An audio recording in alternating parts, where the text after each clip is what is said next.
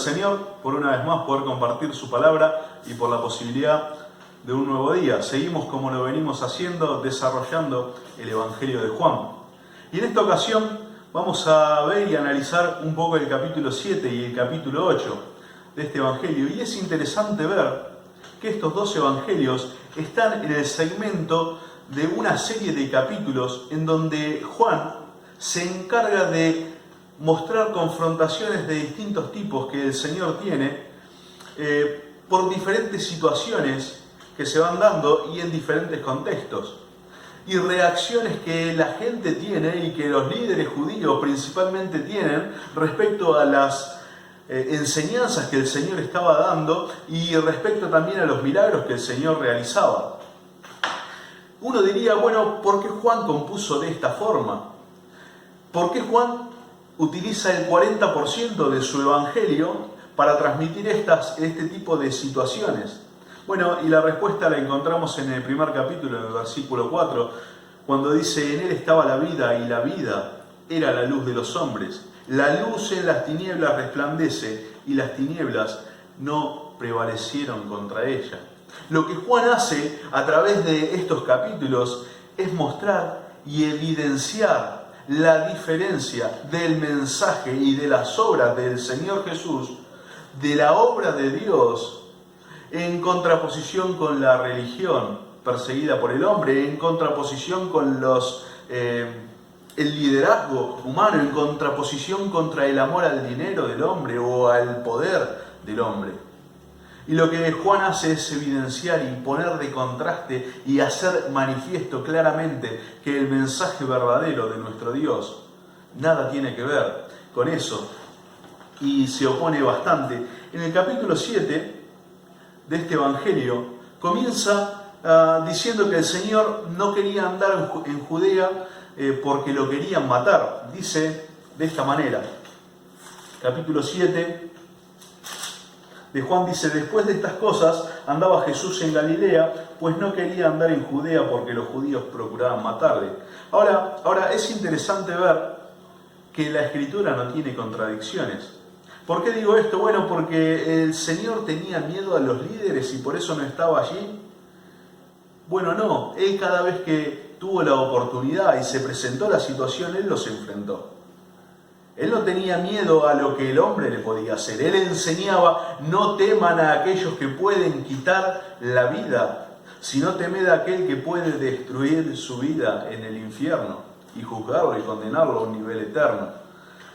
Él no tenía miedo de eso, pero simplemente él sabía que su ministerio debía desarrollarse todavía hasta que llegue el tiempo en otro lugar, y había más cosas que manifestar y que enseñar, y era toda parte de su ministerio. Por eso él no estaba y no se quedaba allí, pero no porque tenía miedo de que lo agarren a quienes se enfrentó cada vez que pudo. Es interesante ver que no hay contradicción, y es interesante también ver que Juan, en el capítulo anterior, en el capítulo 6, luego de la multiplicación de los panes y de los peces, así como a la pasada, hace mención de una situación de aportando también y sumando argumento a unas cuestiones que narran todos los otros evangelistas. Por ejemplo, en Mateo capítulo 8 hay una situación que el Señor cura a un leproso, y luego de curar al leproso Él le dice: no digas nada. En el capítulo siguiente Él cura a 2 ciegos y le dicen: no digan nada. Uno diría: Señor, ¿por qué? Si justamente el propósito de los milagros es que la gloria de Dios sea vista y manifiesta, ¿por qué esa situación? Cuando Él sana a la suegra de Pedro, allá por Lucas capítulo 4, ahí todos lo reconocían como el Mesías y Él es como que los hace callar. ¿Por qué? Cuando Él resucita a la hija de un principal de la sinagoga en Marcos capítulo 5, Él dice: no le digan a nadie. ¿Por qué? ¿Será que hay una contradicción en que el Señor vino a manifestarse como el Hijo de Dios, pero en situaciones no quería que así fuese? Y la respuesta está en el capítulo 6 de Juan, cuando el Señor, luego de la multiplicación esta de la que hacíamos mención, se va, dice, porque lo querían hacer rey. Y claramente cuando Él dice no le digan a nadie, o no hagan, mantengámoslo a no tan viva voz si puedo, era con este sentido y con este propósito, porque a Él lo querían hacer rey en ese lugar. Y sería sumarle a su ministerio, el cual vino y cual su primer venida fue para salvar y redimir mediante su sacrificio en la cruz al hombre y no a oficiar como rey. De manera que esto traería un inconveniente adicional a su ministerio. Y es por eso que el Señor, buscando evitar esto, decía, en estas situaciones mantengámoslo de esa forma. Pero por ejemplo, cuando habló con la mujer samaritana, en un lugar donde claramente no lo iban a hacer rey, deja que la mujer vaya y predique y traiga a otros y a que le conozcan y a que crean en el Mesías, porque el propósito era de que todos lo vieran a Él como quien Él en realidad es, sin que esto alterase el ministerio y el propósito principal de su venida. No hay contradicción en la Escritura. Ahora, este capítulo 7 comienza con una conversación familiar del Señor con sus medios hermanos. El Señor, según la tradición, tenía 4 hermanos o medio hermanos y 2 hermanas. De los varones, uno se llamaba Jacobo, el otro se llamaba José, el otro se llamaba Simón y el otro se llamaba Judas. Jacobo es Santiago, el que escribió la carta, y Judas es también el que escribió la carta antes de Apocalipsis. Estos hermanos no creían en el Señor. Ellos simplemente y hasta en algún momento consideraron que el Señor estaba fuera de sí.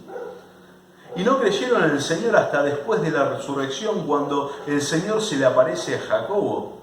Y después sí, ellos se convierten y ya empiezan a oficiar y tomar un puesto de liderazgo y a agarrar la posta en cuanto a lo que era la iglesia primitiva. Y por eso lo vemos a Jacobo siendo líder en la iglesia en Jerusalén y siendo la voz cantante.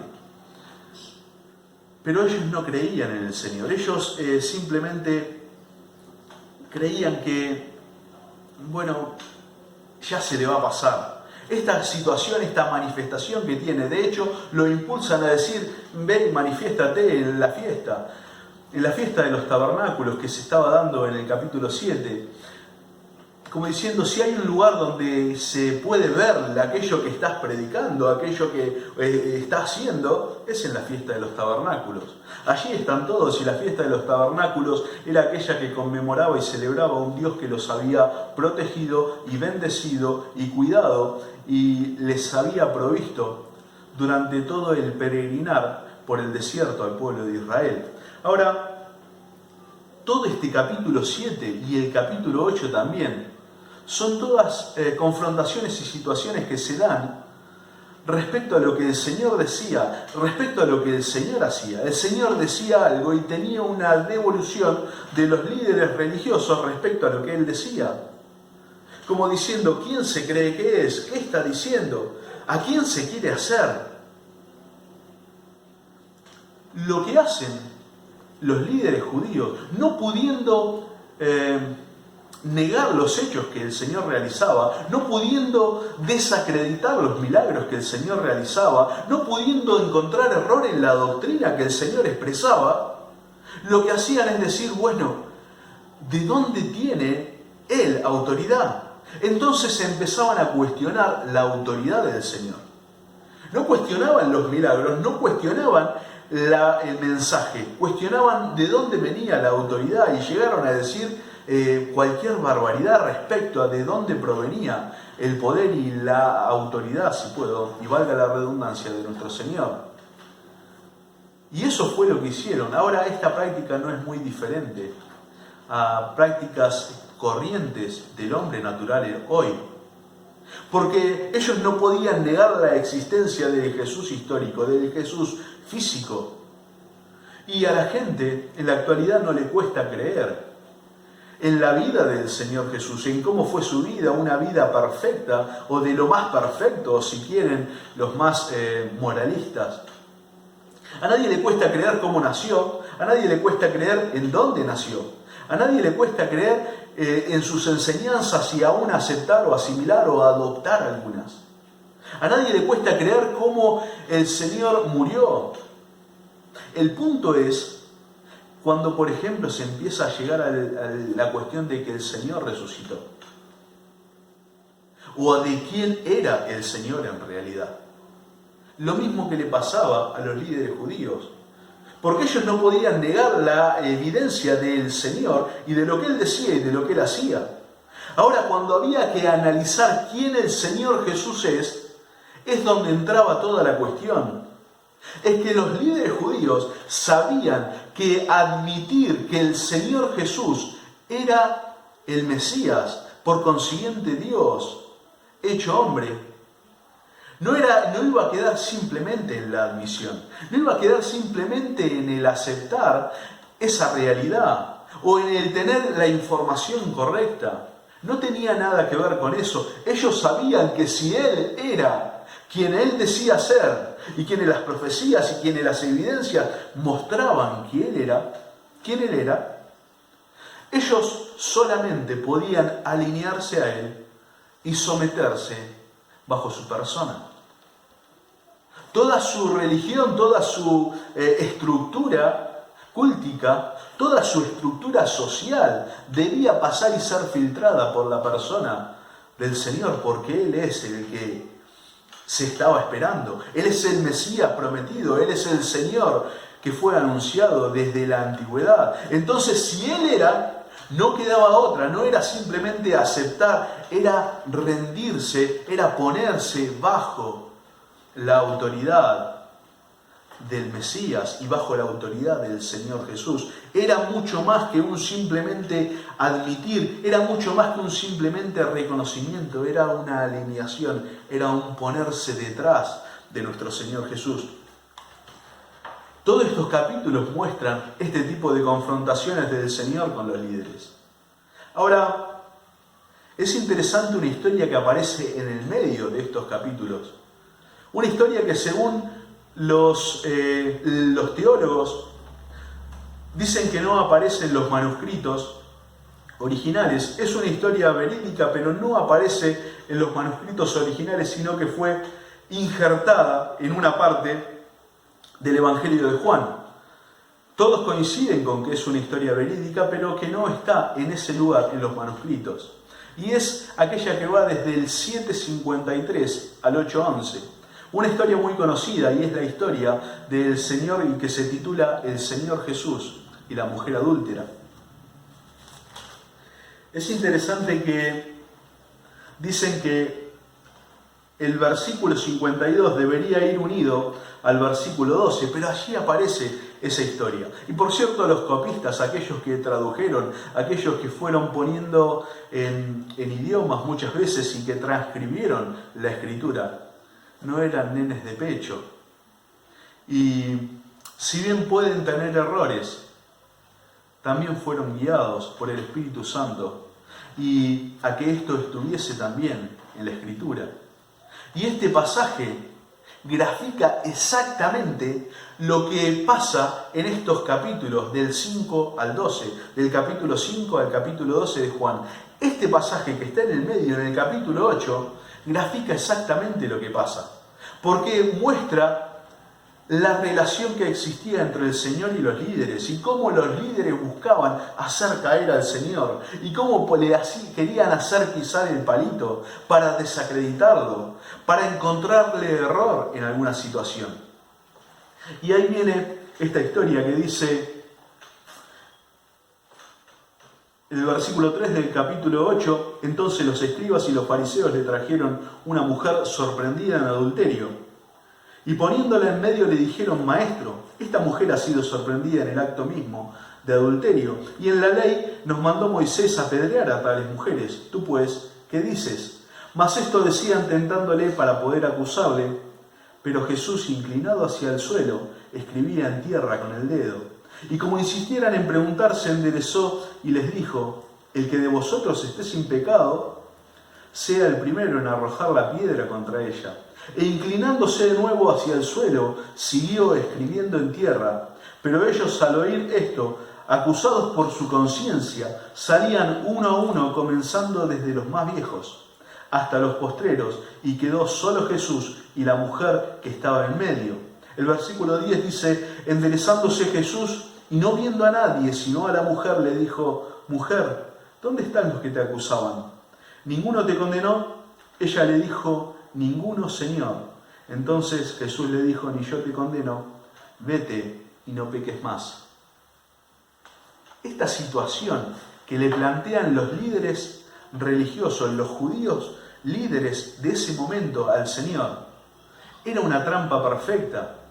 Ellos dijeron: si hay una situación donde el Señor, donde Jesús será atrapado y no va a poder escapar y Él estará entre la espada y la pared, es esta. ¿Por qué? Bueno, porque le trajeron una mujer supuestamente sorprendida en adulterio, dicen algunos, supuestamente porque, bueno, no está el varón. Y debía estar el varón si a ellos realmente les interesaba la ley, lo cual no les interesaba, porque los dos debían correr la misma suerte de ser apedreados. Pero ella claramente era una mujer pecadora, porque el Señor, cuando termina, le dice: vete y no peques más. Pero esta situación que le plantean, maliciosa por cierto, al Señor de decir: esta mujer ha cometido adulterio y la ley dice que la debemos apedrear, ¿tú pues qué dices? El Señor está puesto en una situación donde Él no puede decir: la verdad que yo soy bueno y la gracia de Dios es perdonadora para con ella, déjenla ir. Porque estaría pasando por encima de los mandamientos que Dios le había dado a Moisés para el pueblo de Israel. Porque estaría de alguna manera despreciando la Escritura. De manera que sería acusable por todos los judíos de decir: Él está despreciando lo que el Señor ha dejado escrito. Él tiene en menos la Escritura. Sería una forma fácil de hacerlo al Señor, de desacreditar al Señor. El Señor no podía decir: bueno, déjenla ir. Ahora, el Señor tampoco podía decir: apedréenla, ejecuten la ley en ese momento. Él no podía decir eso. No podía decir eso abiertamente y que eso se llevase a cabo de esa forma, porque sería un acto que era punible para los romanos, porque ellos, los romanos, se habían reservado el derecho de sentenciar a muerte. Los judíos, bajo el Imperio Romano, podían decidir y oficiar y tener sus leyes y todas sus cuestiones, pero los romanos se reservaban el derecho de dar pena de muerte y de sentenciar a pena de muerte. De manera que si el Señor sentenciaba a esta mujer de una manera abierta y declarada a ejecución, bueno, sería acusado frente a los romanos de sedicioso, revolucionario y de ir en contra de los mandatos del César. Sería un enemigo del imperio. Entonces los líderes dijeron: esta es la situación. No puede ir para un lado, no puede ir para el otro. Ahora, creyeron que estaban tratando con un hombre, simplemente, y estaban tratando con Dios hecho hombre. Y el Señor responde con la única persona que puede responder de esa forma es el Señor. Con tanto amor y justicia, con gracia y rectitud. Es que ellos fueron queriendo sorprender al Señor. Y el Señor jamás va a ser sorprendido por el hombre. Sino que frente al Señor, el hombre, lo único que queda es avergonzado y es acusado por su misma conciencia. Y es lo que pasó con estos personajes. Que desde el más viejo, dice, fue dejando su piedra hasta que no quedó ninguno, sino el Señor Jesús y la mujer. Y ahí cuando está, el Señor levanta su vista y ve a esta mujer y le dice: ¿dónde están los que te condenaban? ¿Ninguno quedó? No, ninguno. ni yo te condeno, vete y no peques más, dice. Es interesante una expresión de esta mujer, y quizás la expresión de esta mujer. Una mujer cargada, una mujer atribulada por la situación. Imagínense la vergüenza de esta mujer, puesta en evidencia frente a todo el pueblo y frente al maestro. Y allí frente al maestro lo único que encontró fue gracia, misericordia, perdón, reconciliación, una nueva oportunidad, un nuevo comenzar, un empezar de nuevo. Eso fue lo que encontró en la presencia del Señor. Eso fue lo que el Señor destiló en ese momento frente a ella. El Señor no está actuando, Él está siendo genuino, y ese es el carácter de nuestro Señor. De Él emana eso. Y digo que la frase que me llama la atención, o la expresión que me llama la atención, es una que contrapone en muchos casos una teología moderna de considerar que el Señor puede ser perdonador, puede ser un Dios salvador, puede ser un Dios de gracia, un Dios de misericordia, sin ser Señor. Y esta mujer entendía esto, y lo primero que dice cuando ve al Señor, no dice ninguno Jesús, no dice no quedó ninguno Mesías, no dice no quedó ninguno hijo de David, no dice no quedó ninguno maestro o rabí. Ella dice no quedó ninguno Señor. Porque es la forma de reconocer al Señor Jesús, de que Él es el Señor. Él no primero es el Salvador y después es el Señor. Como que Él primero viene a salvar nuestra vida y después de un tiempo, después de algunos años, después de determinado tiempo, empieza a ser el Señor. Esa enseñanza no es bíblica, no es escritural, no hay ningún argumento, no hay versículo que apoye esa doctrina de decir que el Señor primero es Salvador y después, como en un segundo nivel, como en otra etapa, puede ser el Señor de la vida. Él es el Señor desde el principio, Él es el Señor para empezar. Todo aquel que quiera ser hijo de Dios debe someterse al señorío de Cristo. En la predicación apostólica, en el libro de Hechos, de lo cual se desprende toda predicación que cualquier iglesia o mensaje o ministerio en lo que fuese a lo largo del tiempo pudiese utilizar como modelo, que es el libro de Hechos. En esa predicación apostólica, el Señor Jesús es referido más de 90 veces como Señor, y solo un par como Salvador. Es que si Él es el Señor, claramente es el Salvador. Es que si Él es el Señor, claramente es un Dios de gracia. Es que si Él es el Señor, claramente es un Dios de perdón, un Dios de misericordia, un Dios de amor, un Dios de bondad, un Dios de justicia. Él es el Señor para empezar. Y eso es lo que cuando creemos debemos empezar a concebir, que Él no simplemente es el Salvador, Él es el Señor primeramente. Él es el Dios eterno, Él es el Dios omnipotente, Él es el Dios de los siglos, Él es el Dios de la eternidad. Ese Dios es el mismo que se humanizó, y a la hora de reconocer quién es el Señor Jesús, es eso, el Señor. Y es interesante verlo de esta forma, porque cuando todos ponen en tela de juicio, y todos ponían, y a lo largo de todos estos capítulos se ponía a discusión cuál la autoridad de Jesús es, y de quién Jesús es. Una mujer avergonzada, insignificante, mal vista por el pueblo, es capaz de reconocer a Jesús en el lugar que siempre está, de que Él es el Señor. ¿Sí? Los dejo y nos vemos en la próxima.